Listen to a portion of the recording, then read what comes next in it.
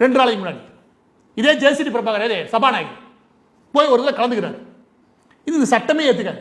கருக்கலைப்புக்கு எதிராக, அபாஷனுக்கு எதிராக. அந்த அபாஷனை செய்யவே கூடாது, சட்டப்படி நிறுத்துங்க.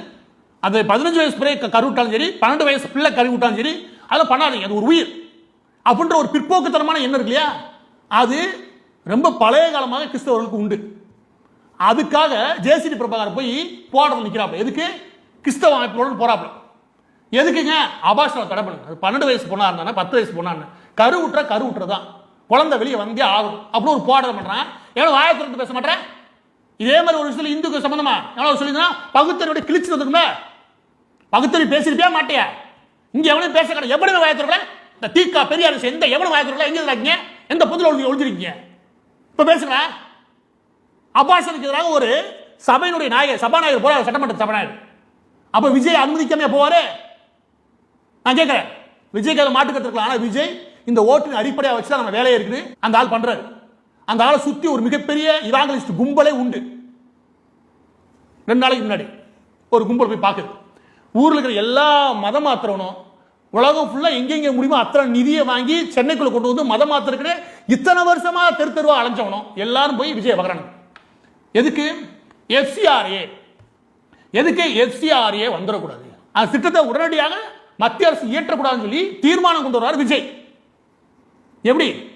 பழனி கோயில் சொத்து ஆட்டையை போட்டுருக்காங்க, பக்கத்தில் தாடி கொம்பு பெருமாள் கோயில் சொத்து 200 கோடி ரூபா ஆட்டையை போட்டாங்க. அதுக்கெல்லாம் இவர் சிறப்பு திட்டம்லாம் கொண்டு வரல, சிறப்பு சட்டம்லாம் கொண்டு வரல, ஆட்டையை போட்டுருக்கானுங்க. ஆனா இவனுங்களுக்கு வெளிநாட்டிலிருந்து ஒரு நிதியில அதுல ஏதோ சிக்கலை வந்துருமோன்னு பயந்துக்கிட்டு FCRA சட்டத்தை கொண்டு வராது. அந்த சட்டம் என்னையா சொல்லுது?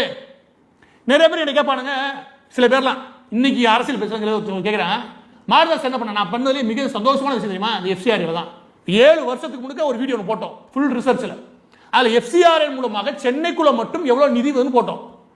அதுல பார்த்தேன்னு வச்சுக்கவே, வெளிநாட்டுல இருந்து நிதி வாங்குறதுல 90% கிறிஸ்தவ நிறுவனங்கள் மட்டும்தான். அந்த கிறிஸ்தவ நிறுவனங்கள் எதுக்காக வாங்கினா, கண்ணு தெரியாத வரைக்கும் நான் காப்பாற்ற போறேன், அங்கிட்டு பெண் குழந்தைகளுக்கு காப்பாற்ற போறேன், இந்த பக்கத்து குடிசைகளை மக்கள் வாழ்றாங்க காப்பாற்ற போறேன், இந்த பக்கத்து சிலம்பர் இருக்காங்களே அவங்களை முன்னேற்ற போறேன். அப்படி கடந்த 20 வருஷமா ஒவ்வொரு வருஷமும் சென்னைக்குள்ள மட்டும் 10,000 கோடி உள்ள வருது. அந்த காசு மட்டும் வச்சுக்கவே சென்னையில் எல்லாம் பணக்காரங்க ஆகிடும். ஆனால் அதுக்கு பதிலாக சென்னையில் எல்லா பேரும் சர்ச்சு வந்ததான் மிச்சம். எல்லா பேரும் மதம் மாற்றி முடிச்சாச்சு, மக்கள் எதுவும் வாழ்க்கையில் முன்னேறவே இல்லை. அது நார்த் சென்னை ஃபுல்லாக மதம் மாற்றியாச்சு. ஆனால் எந்த மக்கள் முன்னேறலையே? காசை வாங்கி சர்ச்சை கட்டி எல்லாரும் காசை வாங்கின முன்னேறிட்டான். இது ஒரு பிஸ்னஸ் மாதிரி பண்ணுறாங்க. இதை எடுத்து போட்டு நாங்கள் சொன்ன விஷயம் என்னன்னா, இவங்க சொல்றது ஏழைகளுக்கு உதவ போகிறோம், பெண் குழந்தைகளுக்கு உதவ போகிறோம், கண் தெரியாத குழந்தைகளுக்கு உதவ போகிறோம்,